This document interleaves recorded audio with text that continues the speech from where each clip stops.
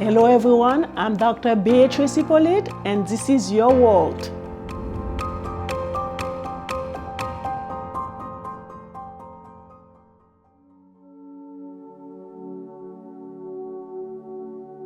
Today we have with us a special guest. She's a social worker.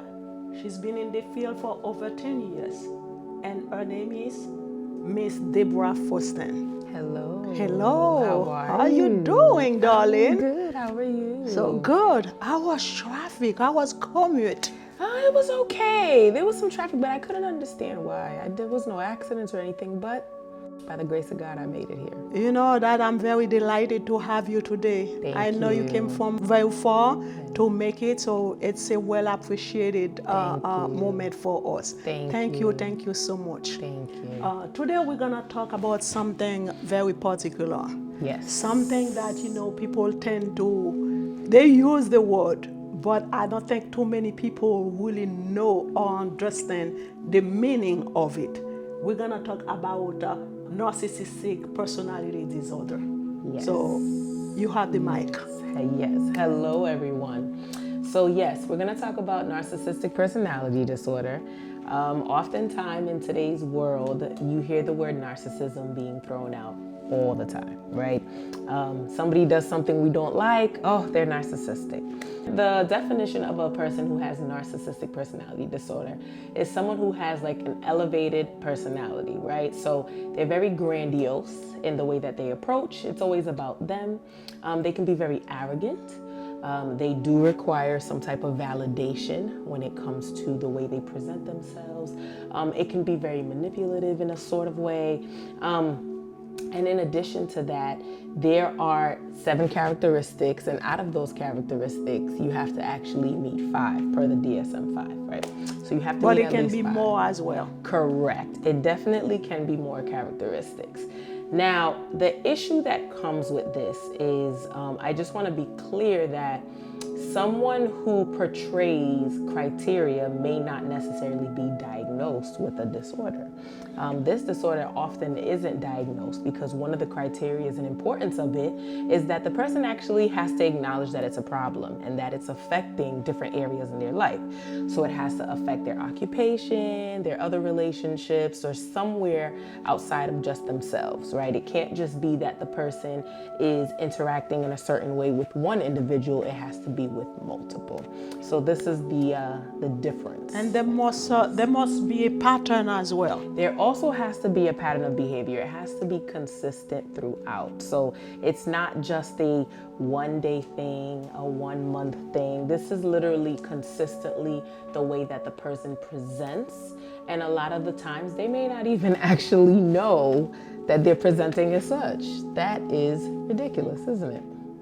In that way, so what is the difference then between narcissistic and self-confidence? So with self-confidence, right, someone can be very self-confident and not boast about it, right? So we can both be sitting here, we are both well-educated women, we're confident in who we are, but we're not boastful about it. We don't make it our duty to let everybody know, hey, I'm Miss Faustin, I'm very confident in who I am, and I don't have to talk about it every day, right? You kind of see it in my actions. And every time that you speak to somebody, you have to flash your degree out. Exactly. Or, I've been a social worker, like for over 10 or what have Correct. you. So it's like, I have my license, I'm this, I'm that. But at the end of the day, so you tend to be very humble. God bless you with the privilege of having some higher education, but you understand it just, you use that education to better your life, to improve your life, but not to put others down. Correct. So I'm not going to be exploitive of others because of the education that I have, right? I'm not going to utilize that self-confidence to seek validation from anybody. However, an individual who presents as narcissistic, they would be very boastful about it. So everything that they do, they have to let you know about it. They have to tell you, hey, listen, look, I have this degree. Hey, listen, look, my job, I make this salary. Hey, listen, look what I just did for this homeless person here. And they might actually even post about it all the time, because we're living in a time of social media. So everybody is always posting about things. Someone who may present as narcissistic does that. Look, girl, I just have a G-Wagon. Exactly. Exactly. And don't get us wrong. We're not saying that being boastful is wrong, but there are boundaries that come with it. And someone who has narcissistic personality disorder doesn't necessarily see the boundaries. They don't see a necessity for it because they don't see a problem with it. Yeah, so exactly. In order for you to identify a problem as a problem, you have to know that it's a problem. Exactly. If you don't know, you don't identify it as a problem. So you think that it's okay to just walk around and talk down to people, mistreated others, be exploitive to others. So it's like those are really some serious characteristic trait of the issue. Correct. And they also lack empathy, right? So they do it, like you said, and they don't really care about it. Or maybe they might have an ounce of remorse, but don't expect it to last too long. So if you were to list out like the common traits, so what that will be? So the common traits, the first one is the grandiosity. So that's the main one that people tend to see. That's when the person is very boastful. That's where, people kind of mix it up with self-confidence. There's that one. Lack of empathy is also a very big thing as well. Do not expect a person who has this personality disorder to have empathy for you.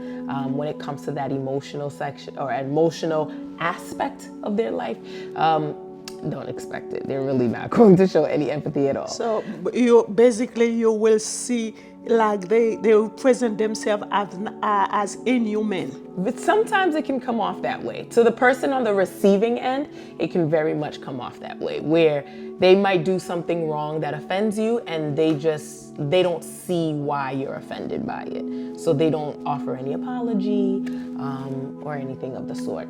Another commonality too is the sense of entitlement, right? So it's this idea that I deserve this because look at me, I'm a great person. I have this degree, I deserve this level of job. And oftentimes that is partnered with not being able to accept criticism. So there's that commonality.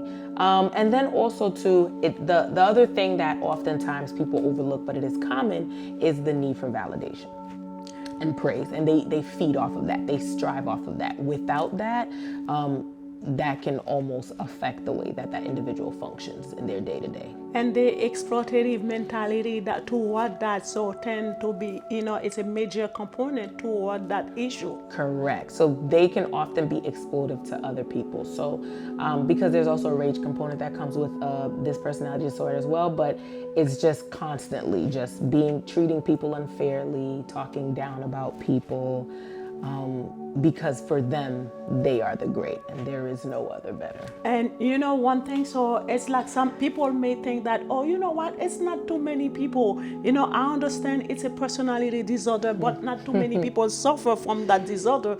But you'll be surprised, our research indicated that 6.2% of the population suffer with narcissistic personality disorder. Correct. So it's very serious. It is very serious. And for whatever reason, so it's more prevalent in men compared to women. Yes, which is interesting. Sorry, men, but unfortunately, I do believe that may be due to societal norms.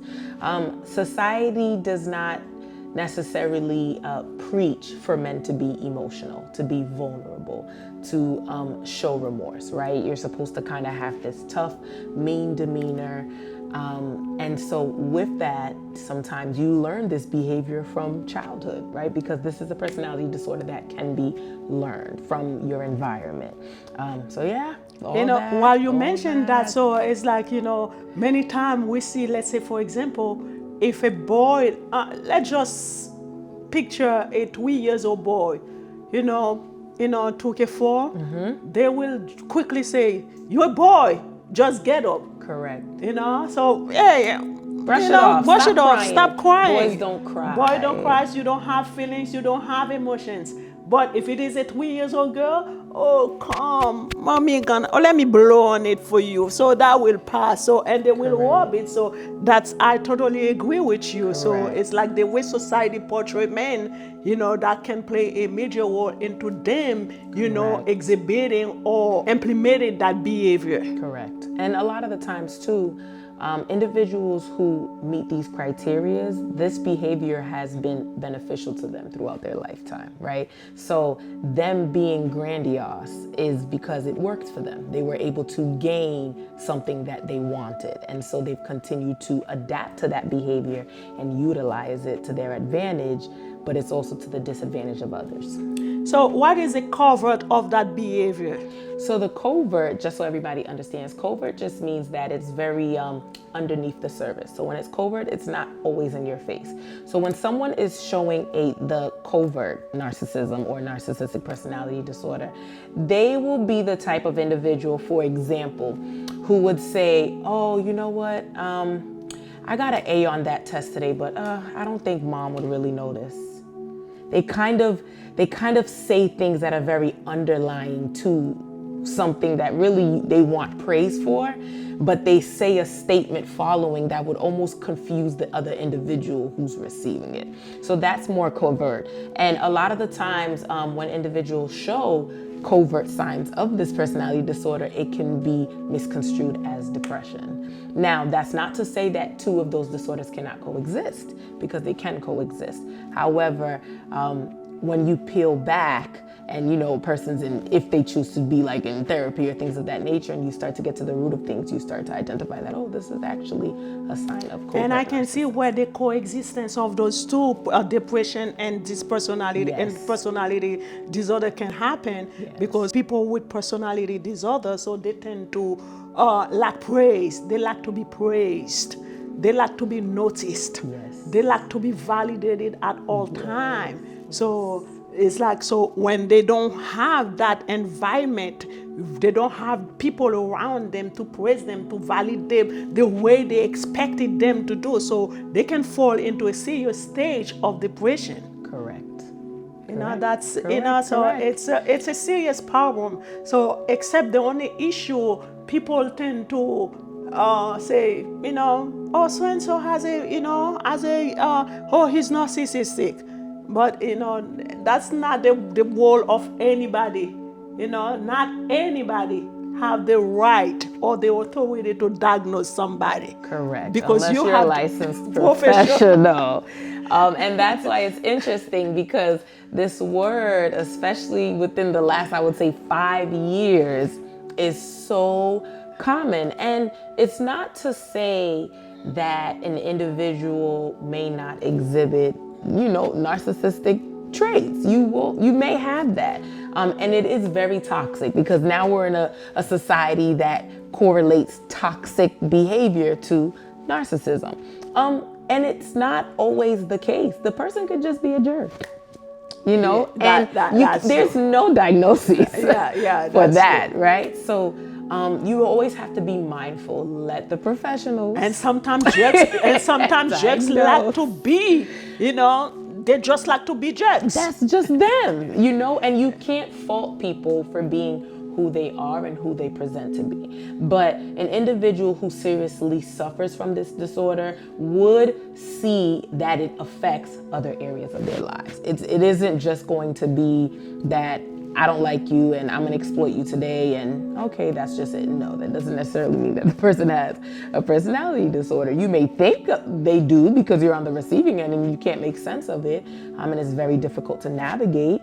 But nonetheless, no, sometimes the person just is who they are and we have to accept them as such. Ms. Faustin, so like many other mental health issues or personality disorder, there are stages to them. So what are they? So it's the same for narcissistic personality disorder? So with narcissistic personality disorder, there are stages. So sometimes a person could show like mild cases of it, right? Where they show a few symptoms here and there. They might still be functioning. And in that aspect, a professional would then have to determine, is this the right diagnosis for you? And then you can go from like mild to severe, where it's literally your life is going downhill at this point. You have no ability to maintain any relationships in your life. It actually affects your work, which can then affect your livelihood, because if you can't maintain a job due to these behaviors, that can create long-term situations for you. I would almost say too that it can affect your health in one way, shape, or the other as well. So yeah, there are different stages of it. Very difficult to tell where someone is. And a lot of the times the person may not even acknowledge or know that they have it unless there's an onset issue that occurs. So for example, if the person loses their job, right? That is a very big life-changing event that can then lead the individual to seeing that, okay, I'm showing these traits, or the people around them notice that once this person lost their job, the onset of the criteria are starting to show more. Sometimes I've heard people saying anybody who is a narcissistic can be also antisocial. They often do say that, and sometimes that personality disorder can be misconstrued for antisocial personality disorder. They can tend to isolate, right? Because of their behavior, it causes them to not be able to maintain relationships. So they may isolate. The isolation could also be because they want attention. So they kind of isolate so that people will gravitate to them and reinforce whatever they're feeling or going through at that time. But another thing that I want to point out, so in order to be diagnosed as antisocial, you have to be at the age of 8 or 12 diagnosed with conduct disorder. Correct. So it's like, nobody, any underage cannot be diagnosed with antisocial behavior. Correct. But if you were diagnosed by the age of 8 or 12 with conduct disorder, by the time you're 18, that's when they can actually diagnose you with antisocial behavior. Yes, that's so correct. It's like those are the things that, so we really want people to understand, because it's like sometimes, we may feel comfortable just throwing word out there. But everything everything has to fall in place. Correct, and it has to make sense. That's why I will always tell everyone, if you do have someone that you feel is exhibiting some of these criteria, have them meet with a professional if they're willing. If they're not, you cannot force them, because the person has to be willing. Oh, my next question, Miss Faustin. Nowadays, social media, play a major role in everything. In everything. Social media, we can say, if we want to take that liberty, it's taking a toll on our kids. Yes. So what role does social media play into narcissistics? Oh my goodness. Well, it almost is like the gateway that allows you to be grandiose, right? You can just post all day, every day. And I think there's also so many misconceptions about narcissism on social media that just, I can't even begin to explain it. Social media, it's not a negative thing depending on how you use it. But for someone with a personality disorder as this one, you can almost bet that social media will be like a playground for them, right? They will post everything and anything. And it's because social media is only giving you a snapshot, right, of what's going on in that person's life. So there may be an individual who they want to throw a gala, right, to raise money for, let's say, breast cancer awareness, right? October just passed. So they want to raise awareness for that. Instead of them just raising funds, they do the gala because they want to get the praise and the admiration and the validation for it. And so now you go post it on social media and everybody's like, wow, this was an amazing event. And it just continues to build on. Literally, it's not about the cause, it's about you. It was always about you. And it's sad because you would hope that the person really does want to help, because part of them may want to actually help. However, the way they go about it, it all comes back to just them. Would you say there is a lot of ego too in those who suffer with narcissistic personality disorder? I would say so. Very, very high ego. I would even say super ego at this point. And it just becomes unhealthy, right? Because it's affecting the way the person is functioning. It's affecting the way that people see them. And it's tough. That's what makes personality disorders so difficult, even when it comes to treating them. It makes it so difficult because there isn't just one thing that you can provide and say, okay, and this is it. It's not one form of therapy. There's not one medication that you can provide.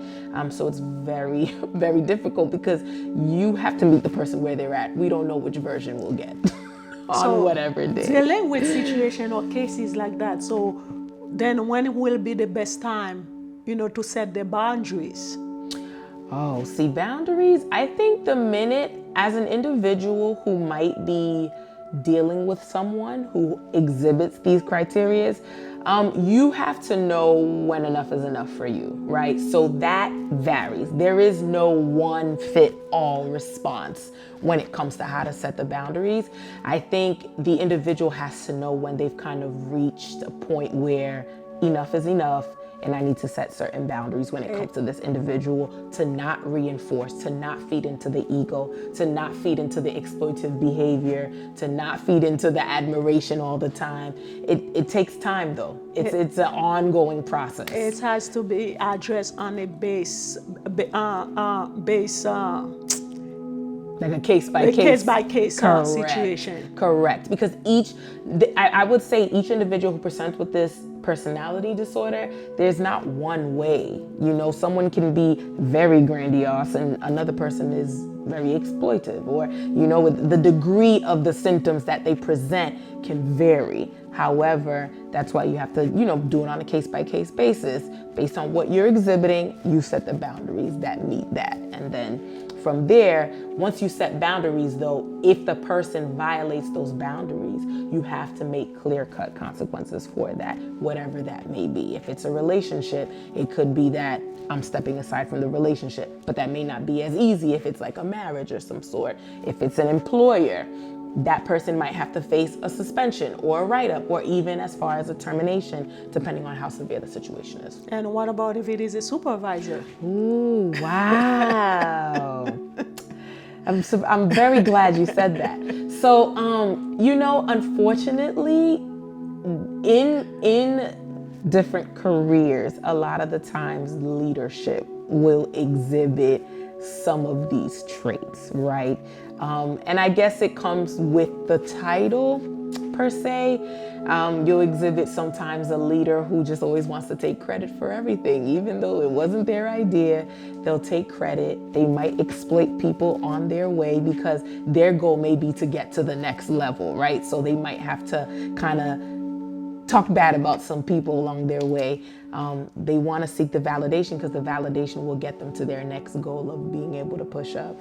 So that is very tough. If you're dealing with or keep that other person, on in a position because they see because they that's see a some threat threat. So it's like, hey, so it's more like a competition instead of working as a team. Correct. So it is very difficult when you're working with a supervisor like that.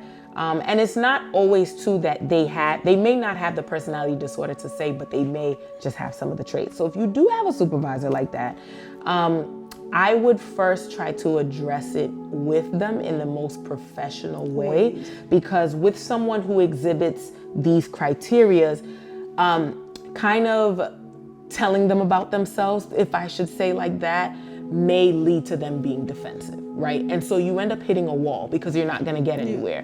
You're telling the individual this is how you're receiving the information that they're giving you, or however, your day-to-day interactions with them. And for them, they don't see it as that. Now, if that person doesn't see it as that, where does this conversation go, right? You kind of hit a wall. It doesn't go anywhere. So at some point, what tends to happen is if the conversation doesn't work, then you just would have to utilize whatever's available to you, whether it's going up a chain of command, whether it's you utilize a CARES or some type of employee services that may be there that may be able to assist you. But you definitely need to address it because that can create a toxic work environment for sure. Because there is always a way to have issues solved. Correct. Correct. Yes.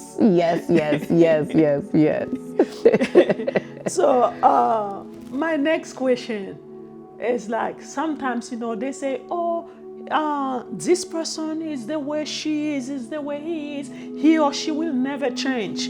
You think people with narcissistic personality disorder can change?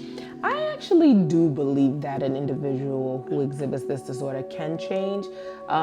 As we said, multiple times, the person has to be willing, right? We cannot force anybody to acknowledge that they have any type of problem. So if the person is willing and able and wants to put in the work, I actually do believe that change can happen. I really do. And I think it would be important. It would create a healthy environment for the individual. They would actually be able to live a more fulfilling life than what they may see as fulfilling. And few of the traits, they like basically learned behaviors. Yes. So any behavior that that was learned. So if you work hard around it, you definitely can change it. Right. But again and again, you have to have the willingness to address it in order for it to change. So let's say, for example, so if I'm a type of person who tend to talk down to people, it's a learning behavior. It's not something that I was born like that, But I have to get to a point where, Beatrice, when you talk that way to people, so it kind of like that's attacking their emotional behavior, So and you cannot at all time try to put people down. Correct. It's not right. It's not fair. And you have to change that. So in order for me to change that, I have to see it as a power. Correct. And that's the hardest part. Because when we are the one doing it, and that's the biggest issue. When we are the one doing it, it's not a problem. Right. So it's only when somebody else is doing it, we're quick to point fingers at. Exactly. So it's difficult. You also address the way that this behavior can be exhibited in the workplace. Okay. So my next question now. So we address all the negative aspect of it. Mm-hmm. Is there any positive aspect of that personality disorder? So I actually think there is, right? So I would say, like, for someone who wants to go into politics or wants to get into a career where you kind of have to sell yourself and convince people to maybe make a decision of some sort, having some of these traits will benefit you, right? So in politics, being grandiose, I have to talk about me all the time. I need to convince you as a voter why you should vote for me, right? So everything I will discuss will come off as very grandiose. Or I might have to talk some negative points about my opponent. Because at this point, so you are the one who knows it all. Exactly. And that's why I'm trying to convince my voters. So I think you would probably see it a lot more in politics. Even a salesperson. I need to convince you to get this car, right? My goal is I need a sale.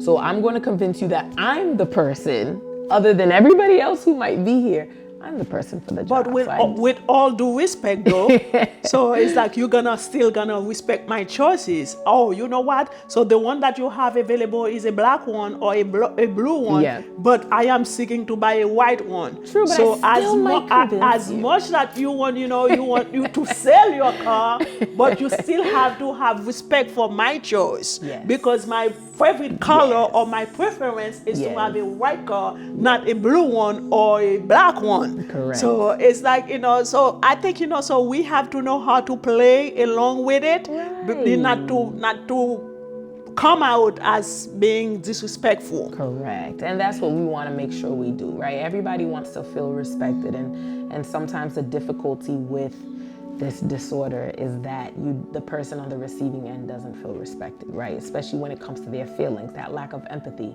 If I'm expressing my feelings and I'm being vulnerable and the individual is just not caring about it, that's very hurtful, right, to me as the person who's trying to express myself. So that's all it comes down to. Be respectful.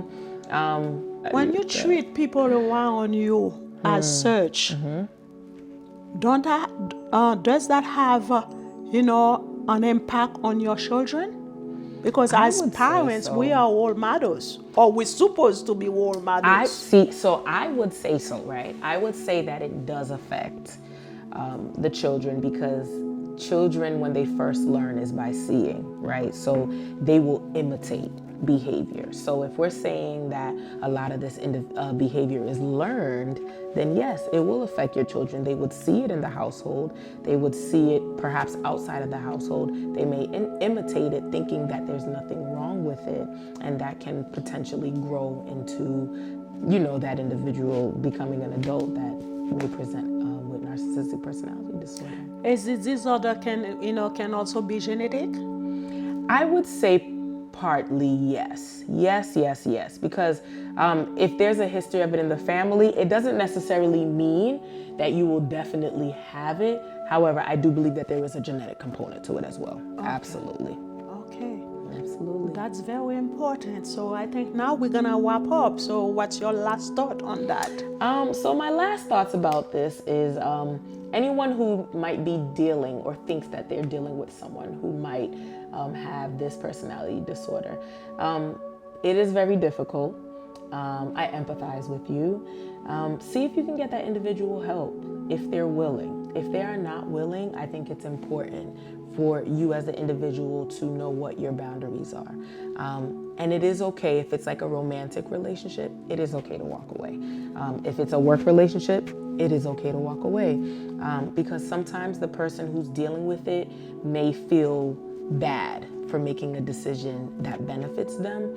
But in the long run, your mental health is important, right? And can be affected by this. So yes, you may love the individual, you may love your line of work, but if the situation no longer serves you, sometimes it's okay to walk away. Okay, so like many other personality disorders, so they have treatment available for them. Is there any treatment available for narcissistic disorder personality? There are. So there's different forms of therapy that an individual can take. So there's cognitive behavioral therapy, there's psychodynamic therapy, and just all other sorts of therapy as well. There are some medications. A lot of the times you'll see individuals might be given antidepressants for it because that can help kind of calm some of the symptoms. But yeah, you just have to work with whoever's your provider or your treatment provider, work with them to see what's the best treatment option for you. Yeah, because it's like, the same as many others, there are levels, to it. So it depends on, so whether that, you're dealing with it on a mild or severe or moderate level. So based on that, so your healthcare provider or your psychiatrist, whomever that you may have as the professional provider, will know exactly which way to guide you. So basically, so it's based on what you just shared with us. So it's not narcissistic personality disorders, though there are some negative effect or impact about it, but there are also some positive impact about it. So it's okay to love myself.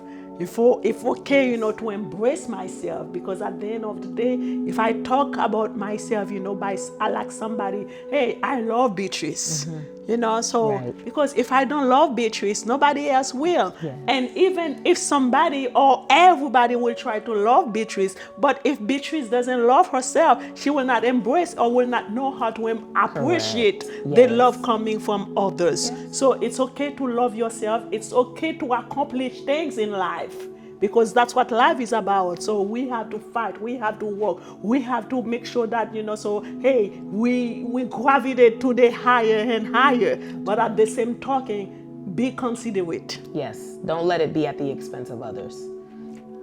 So before we leave, so is there any resources that you want to share with us? So I know there's several books. There's a lot of people that have books out in regards to narcissism.